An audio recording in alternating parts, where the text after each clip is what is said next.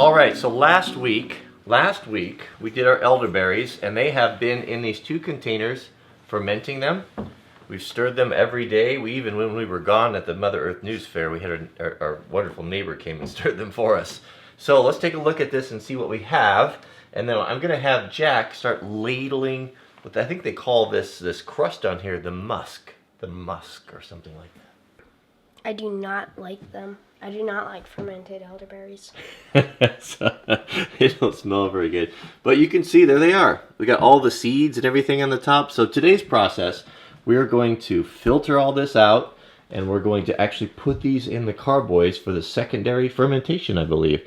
But first off, everything needs to be really, really clean. So we're going to sanitize. How do we sanitize it, Papa? Do we use chicken's eggs or? No, we don't use chicken's eggs. We rat's don't feathers? use any of that. We use something called Star San.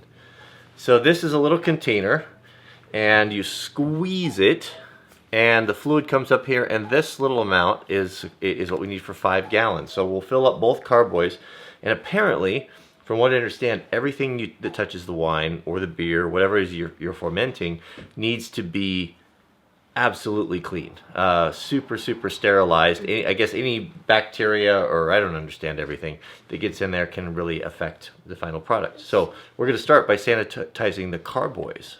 We have just taken all the tape off, and we're going to undo this. So these glass containers, these are 5 gallons, they're called carboys. And what I learned is that is kind of a bad translation. I don't know if it was Persian or from Arabic, meaning nothing more than big jug. Big jug. Okay, so Jack is going to pour these. Let's see, that's set up for 5 gallons. So if you squeeze that, see how you squeeze it? Oh, cool. And it fills up. You go ahead and do that. Squeeze it until it fills up to the top. Right there, that's good. Go ahead and pour the contents into the second carboy. Sideways, just like that.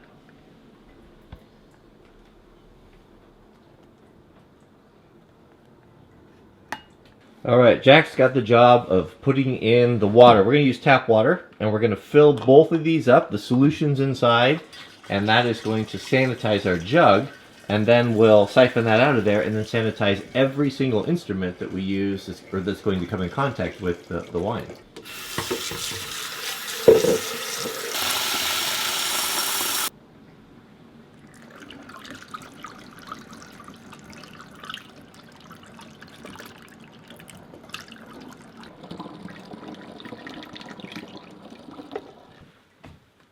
Screen kind of looks blurry, Papa. It does look blurry. It looks cloudy. Yeah. And I don't understand why. Alright, so Jack's filled up the carboys. We have our sanitizing solution in here, and I'm going to save it. I don't know if this is the best way. It's the way we're going to do it. In the sink. We've got the plug in the sink. And so we'll have 10 gallons in here. And then we'll sanitize all of our bowls and our instruments and our gas locks and all those things. Jack, can you be in charge of this? Of what? Empty hand? Yeah, and put your hand on the bottom so it doesn't slip. You got it?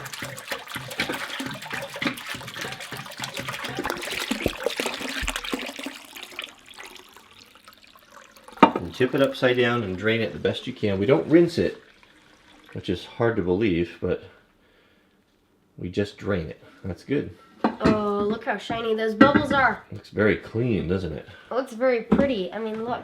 It's like a wasp nest. There are all the little triangles. Endless triangles. Well, not endless. How many do you think there are in there? 1 million. I'm going to go for 100,000. Alright, so while Jack's counting the bubbles, we'll pour the second one in here.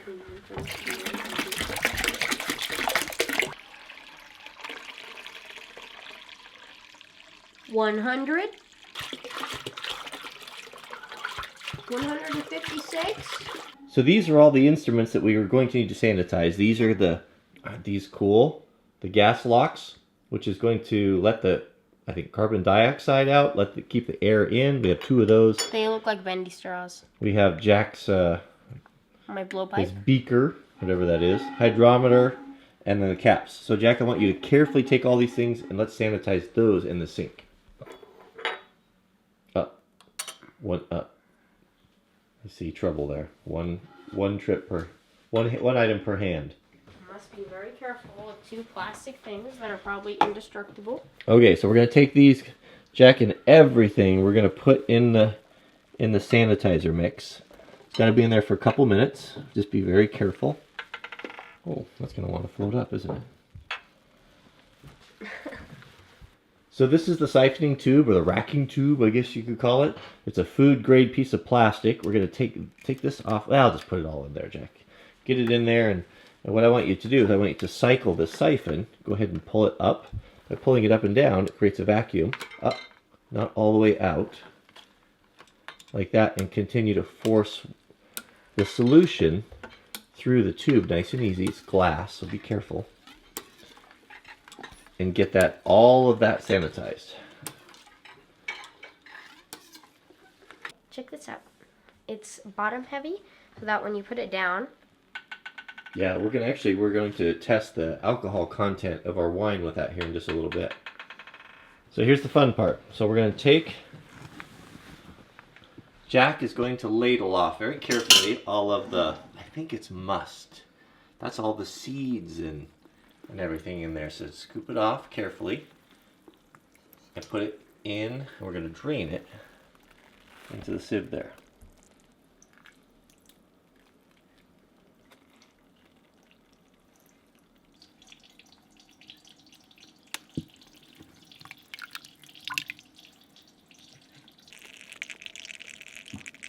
Looks tasty, doesn't it, Papa?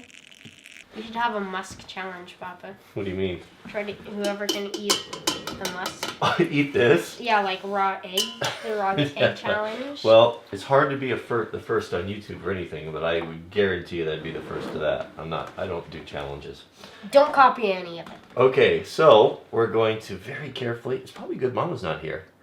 Very carefully, we're going to pour this through the sieve. Nothing better than whiny musk. Tasty, just what you need after a long, hard day. Yeah, that's what you want after a good hard day in the sun. Yeah. Is a big bowl of musk. Boy, it's kind of. I bet that's what the old Russians used to have. Yeah, they put cabbage in it. Yeah. We're gonna have to agitate that a bit. And they pickled it. Pickled cabbage muck. Can't even say it now. Still coming through. So you just take your spoon and just kind of very carefully work the sides and open up those screens so it'll continue to sift through there. Did you just flop that over into the wine? I think you did. We'll need to start the process over again.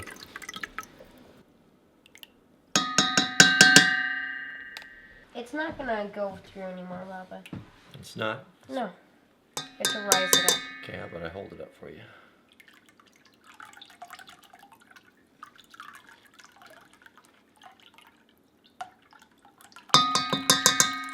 So we are going to siphon and put this in here.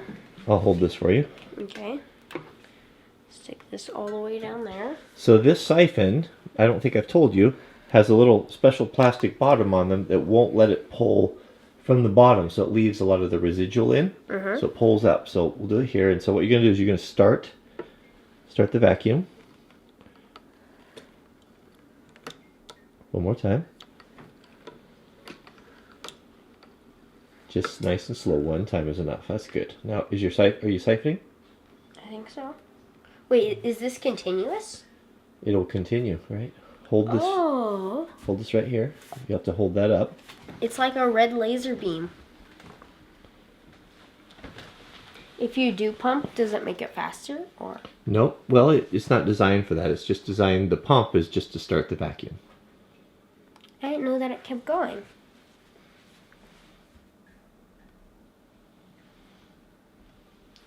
So a vacuum can be created anything. What you need is the liquid or the fluid that you're going to be siphoning needs to be higher than this. As soon as this level reaches this level, it'll stop. But as long as you keep this below, keep it on the floor down below like we have here, it will continue to siphon automatically. Cool. This is the first time I've ever caught a crab on a fishing rod. I'd say you were lucky, Cody, but kind of lucky. Oh, how about that? Is it a keeper?